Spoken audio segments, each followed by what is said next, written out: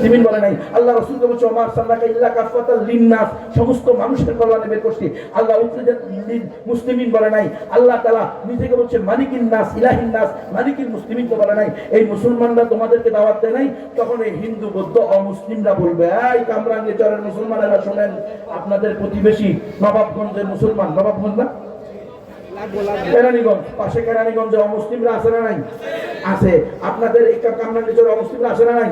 এরা বলবে না আল্লাহ এই যে বড় হুজুর, এই যে মোতামিম সাহেব, ইমাম সাহেব, খতিব সাহেব, এই যে প্রধান বক্তা, বিশেষ বক্তা, 3 নম্বর বক্তা, 6 নম্বর বক্তা, এই যে মাওলানা, মুফতি, মুহাদ্দিস, ইমাম, খতিব, এই যে ব্যবসায়ী, এই যে চাকরিজীবী, এই যে হালকায়ে জিকিরের সদস্য, এই যে দাওয়াত তাবলীগের মুবাল্লিগ হযরত, আল্লাহ এরা আমাদের সাথে একই গ্রামে বসবাস করছে, একই কাজে চাষাবাদ করছে, একই রাস্তা দিয়ে চলাফেরা করছে, একই বাজারে বাজারঘাট করছে, একই খেতে চাষাবাদ করছে, একই নদীতে গোসল করছে, একই পুকুরের মাছ খেয়েছে, কিন্তু কোনোদিন এই মুসলমানরা আমাদেরকে দ্বীনের আদান প্রদান করে নাই, বলে নাই ইন্নাদ দীনা ইনদাল্লাহিল ইসলাম, কোনদিন বলে নাই ইয়া আইয়ুহান নাস কুলু লা ইলাহা ইল্লাল্লাহ তুফলিহুন। আয় আল্লাহ, এই মুসলমান যদি বলতো, এই ওলামারা যদি বলতো, হয়তো আমরা ঈমান আনতাম। বলবে কি বলবে না?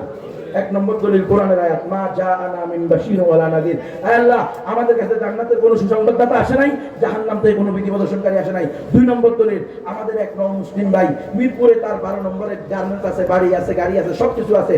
2021 সালে মাওলানা কালিম সিদ্দিকী সাহেবকে আমরা বাংলাদেশে নিয়ে আসি, তো বগুড়া জামিল মাদ্রাসায় ওনাকে আমরা প্রোগ্রামে নিয়ে গেছি। তখন ওই মুসলিম ভাই আমাকে বললো, নবী ভাই, আমার মা বুড়ো হয়ে গেছে, আমার মা যে কোনো সময় মারা যেতে পারে, এখনো মুসলমান হইতেছে না, আপনি আমার মাকে দাওয়াত দিবেন। বগুড়া জামিল মাদ্রাসায় প্রোগ্রাম করে আমাদের গ্রামের বাড়িতে যাইতে মাত্র 1 থেকে 1.5 ঘন্টা লাগবে। আমার মন চাইতেছে আপনি আমার মাকে একটু দাওয়াত দেন।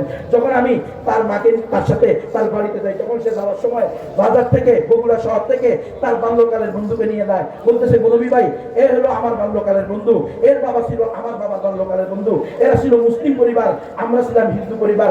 নবী ভাই, একে আমার মা খুব ভালো করে চিনে, আপনি একে নিয়ে আমার মাকে দাওয়াত দেন।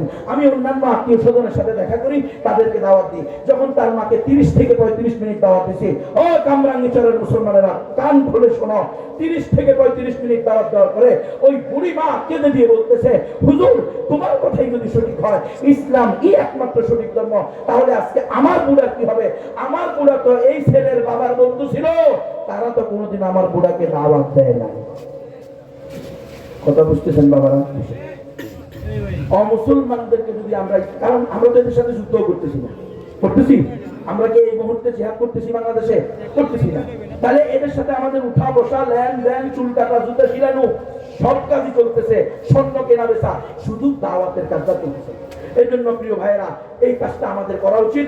এই কাজ যদি আমরা আজকে 53 বছর ধরে করতাম, তাহলে আজকে ইসলামের মতো উগ্র সন্ত্রাসী তৈরি হইতো না। রাসূলের আল্লাহর কথা অনুযায়ী, ফাইদাল্লাযী বাইনাকা ওয়া বাইনাহু আদাওয়াতুন কাআন্নাহু ওয়ালিয়্যুন হামীম, এই 5% অমুসলিম হয়তো মুসলমান হয়ে যেত। আল্লাহ তাআলা আমাদের সকলকে পরিপূর্ণ ইসলাম জেনে প্র্যাকটিস করার, অন্যকে দাওয়াত দেওয়ার তৌফিক দান করেন। আমিন। ওয়া আখিরু দাওয়ানা আলহামদুলিল্লাহি রাব্বিল আলামিন। আসসালামু আলাইকুম ওয়া রাহমাতুল্লাহি ওয়া বারাকাতুহু।